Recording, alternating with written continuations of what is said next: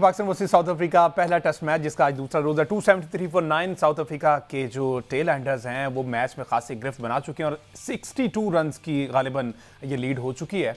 But साहब ये match जो है वो हाथों से निकलता हुआ दिखाई दे रहा है अगर लीड के पर्सपेक्टिव से देखा जाए तो। आपको दिखाई दे रहा है, मुझे तो दिखाई नहीं दे रहा। देखिए बात यह है कि लीड इस तरह की पिच के ऊपर बड़ी हैंडी लीड है। 60, 70, 100, 100 प्लस माइनस कुछ भी है। ये ऐसा पिच है जिसपे जब एक विकेट गिरती है तो नए आने वाले बैटर जो हैं वो काफ़ी वनरेबल होते हैं क्योंकि पुराने गेंद के साथ भी इधर मूवमेंट है, इन द एयर है, ऑफ द पिच है, फिर अनइवन है। ये बैटिंग के लिए एक बड़ा कड़ा इम्तिहान है इस पिच पे।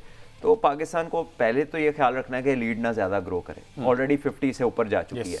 दूसरी बात यह है कि फिर पाकिस्तान के किसी एक से दो प्लेयरों को बड़ी इनिंग यहाँ पर खेलनी पड़ेगी ताकि आपके पास भी 250 270 रन होंगे तो you can fight at 180 as well, but to make it a proper fight और विनिंग स्कोर वो आपका 240 के एक्सेस में जाएगा तो तब आप बात कर सकते हैं।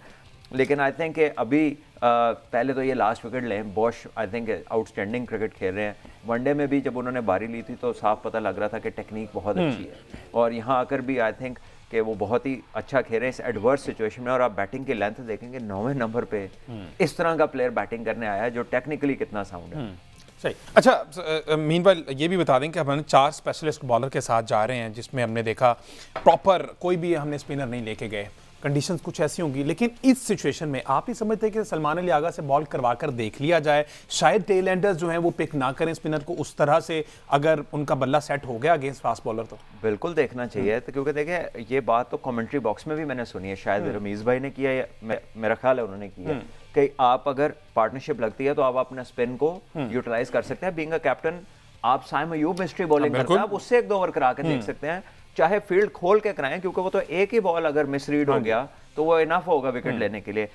शान ने ऐसा नहीं किया, आई डोंट नो कि वो क्या सोच रहे हैं, बट मेरा ख्याल है कि ये बड़ा पर्टिनेंट पॉइंट है, ये करना चाहिए था उनको। और अगर नसीम शाह की बॉलिंग पर मैं सवाल अगर करना चाहूँ, ओवरऑल उनकी परफॉर्मेंस आज 3 खिलाड़ी आउट किए और बड़ी प्यारी लाइन लेंथ पे बॉलिंग कर रहे हैं। मेरा ख्याल शायद यही एतमाद बहाल कर लिया उन्होंने, दोबारा से शान इन्हीं कोई बॉल करवा रहे हैं। 2 बॉल उन्होंने पीछे बहुत अच्छे किए और फिर उन्हीं के सारे अब चल रहे हैं। शुक्र है उनको 2 एंड से नहीं लगा दिया अच्छी लाइन लेंथ लेके जो एक ही एंड से कर सकते हैं। लेकिन बात यह है कि अच्छी लाइन लेंथ पे करें पर एट टाइम्स बैटर्स का जो विजन है आपको लेकर वो सेट हो जाते हैं, वो फीट मूवमेंट सेट हो जाती है। तो ऐसे में बड़ा ज़रूरी है कि थोड़ा सा चेंज ऑफ पेस, थोड़ी सी डिफरेंट वैरायटी, थोड़ा सा बैटर की कंसंट्रेशन में आप खलल पैदा करते हैं, थोड़ा वैसे ब्रेक कर लेते हैं मैच में। वो ब्रेक्स अभी भी तो ब्रेक के बाद आगे पाकिस्तान को विकेटें मिली हैं। हाँ जी। तो आई थिंक वो वाली चीज़ इस सेशन के दौरान कहीं पर नजर नहीं आई जो कि मेरा ख्याल आनी चाहिए थी।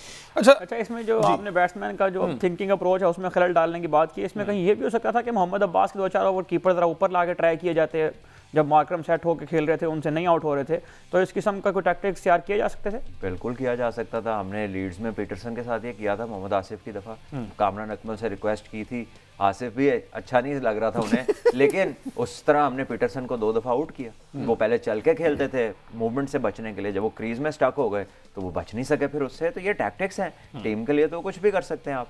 बिल्कुल इसी तरह। अच्छा ये टेक्निकल रीज़न मैं इसमें जानना चाह रहा हूँ कि मीर हमजा और अब्बास को एक ही दफ़ा में एक ही प्लेइंग 11 का हिस्सा हम क्यों नहीं बना सकते?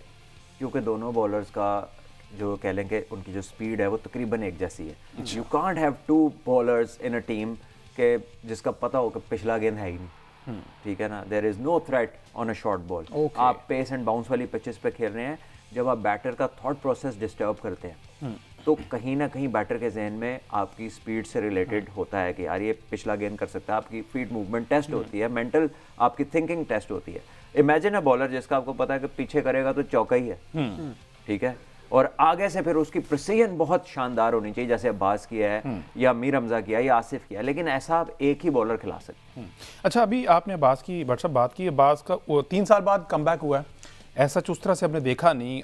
वेरिएशन आप समझते हैं कि वही 3 साल पहले वाली और अच्छी है? क्योंकि हमने देखा है 21 ओवर 72 रन, एक खिलाड़ी आउट है, तो वही वापस है या कुछ तब्दीली आई है? देखिए मोर और लेस तो वो वैसे ही आए हैं, बॉलिंग उन्होंने बुरी नहीं की, अच्छी किया, लेकिन जब आप एक लंबे ले ऑफ के बाद इंटरनेशनल क्रिकेट में आते हैं ना तो यहाँ पे मार्जिन ऑफ मिस्टेक बड़ा ही मिनिमम होता है। यानी काउंटी का जो प्लेयर है हो सकता है कि वो 2 बुरे बॉलों में से एक को चौका मारे, लेकिन इंटरनेशनल का प्लेयर को एक भी मिलेगा तो वो उस पर चौका ही मारेगा। 99% ऐसा ही होता है।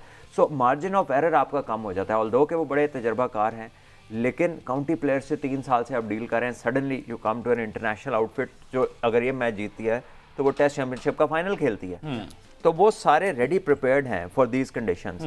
तो उसमें कई दफ़ा सिंक इन होने में आपको एक आध मैच लग जाता है और ये उनका पहला मैच है इतने अरसे के बाद। अच्छा भाट साहब, आपने मोहम्मद आसिफ की बात की है, मैं अगर अपनी उसके नॉलेज के जानना चाहूँ, मोहम्मद आसिफ और अब्दुल रज़ाक जो है वो सेम ही बॉलिंग कंटिजेंट का हिस्सा रहे हैं, तो अगर मोहम्मद आसिफ और अब्दुल रज़ाक इस तरह खेल सकते हैं तो ये वाला जो है रेप्लिकेट क्यों नहीं किया जा सकता अब्बास के साथ और मीर हमजा के? 2 वजूहत हैं इसकी। एक तो अब्दुल रज़ाक जब क्रिकेट खेलने आए थे पाकिस्तान के लिए तो 140 से ज़्यादा स्पीड थी। अच्छा, ठीक है।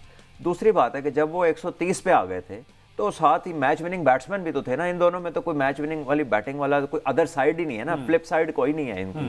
तो वो फिर वन टाइप डायमेंशनल 2 चीज़ें हो जाती हैं। तो रज़ाक भाई तो आपको मोहाली टेस्ट बचाया है, ठीक है, कराची टेस्ट में पार्टनरशिप लगाई है, तो बड़े बड़े मार्के हैं उनके बैट के साथ भी, तो उनको आप इनके साथ कंपेयर नहीं कर सकते एज अ ऑलराउंडर और as a specialist. Asif was a greatest bowler.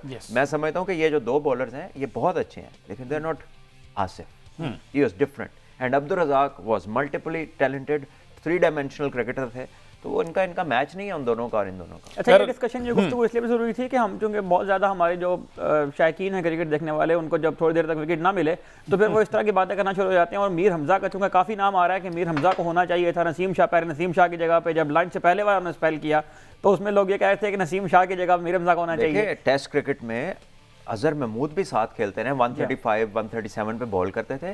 South Africa में टेस्ट में उन्होंने 2 सेंचुरियां की थी एक ही सीरीज में, तो वो भी हाई क्लास ऑलराउंडर थे। तो मतलब हमें अनफॉर्चुनेटली अभी तक वो वाली रिप्लेसमेंट्स तो मिली ही नहीं है। इस तरह के 2 क्रिकेटर्स इकट्ठे पाकिस्तान टीम में होना तो एक बहुत बड़ी ब्लेसिंग थी, क्योंकि वो टेस्ट हो, T20 हो, वनडे हो, तो हर एक में फिट होने वाले प्लेयर्स थे। चलें जी, मेरी नहीं सुनी लेकिन आपकी सुनी गई। उन्होंने साइम को ले हैं, आगा को नहीं लाया। लेट्स सी साइम क्या करते हैं यहाँ पर आकर जो पहला बॉल करेंगे। अच्छा, एडन मार्करम में क्या कमाल इनिंग्स के लिए उन्होंने 82 रन बनाए हैं। मासवाई, अब ये बॉस जो है वो 62 पे खेल रहे हैं, 82 पे, अगर इस पर आप कमेंट कर दें ओवरऑल इनकी इनिंग किस तरह की रही? देखिए, हाई क्लास इनिंग है, अगर आप उसकी कंसंट्रेशन देखें कि उसने बॉलों को छोड़ा है, उसी तरह का बॉल अब्बास का अंदर आया और नीचे रहा तो स्टब्स आउट हो गए। उसी तरह के 1-2 दफा बॉल इसको हुए तो ये फ्रंट फुट के ऊपर था और बड़ा, क्योंकि ये 6 फुट से भी ज्यादा लंबे हैं तो इन्हें बहुत झुक के खेलना पड़ता है। सो कंसंट्रेशन लेवल्स जो थे वो इनके बहुत शानदार थे। और थोड़ा सा शॉर्ट ऑफ लेंथ बॉल मिलती थी तो वो चौका ही मारता था उस बॉल को, या ओवर पिच मिलती थी तो चौका मारता था। तो बेसिकली इस तरह की पिच पे कंसंट्रेशन होती है। बाबर कैसे आउट हुए, वो बाहर का गेंद था, कंसंट्रेशन लैप्स हुआ, आउट हो गए।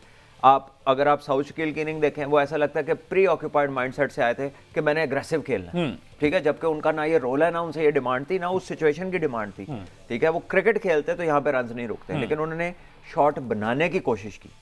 पहले भी उन्होंने एक ऊपर से मारा सामने, फिर एक कवर मारा, ये तीनों वो शॉट थे जो उनकी गेम का हिस्सा नहीं है। तो he was trying to be somebody else and I'd request him कि डोंट डू दैट, क्योंकि उसमें फिर साउथ शकील कहीं गुम हो जाएगा। साउथ शकील चाहिए पाकिस्तान टीम को, ये जो वो बनना चाह रहे थे ना वो नहीं चाहिए। अच्छा, एडन मार्करम का अगर मैं यहाँ एक स्टैट शेयर करूँ, 2024 में एडन मार्करम जो है वो सबसे ज्यादा रन बनाने वाले खिलाड़ी साउथ अफ्रीका की जानिब से नंबर ऑफ रन के एतबार से। अगर एवरेज देखें तो उसमें टिम्बा बवुमा जो है वो सबसे ज्यादा नजर आते हैं। टिम्बा बवुमा ने 57 के एवरेज से रन बनाए हैं 2024 में, जबकि एडन मार्करम ने 8 टेस्ट मैचेस में 460 से ज्यादा रन बनाए हैं, जो नंबर ऑफ रन के एतबार से सबसे ज्यादा है इस कैलेंडर ईयर में।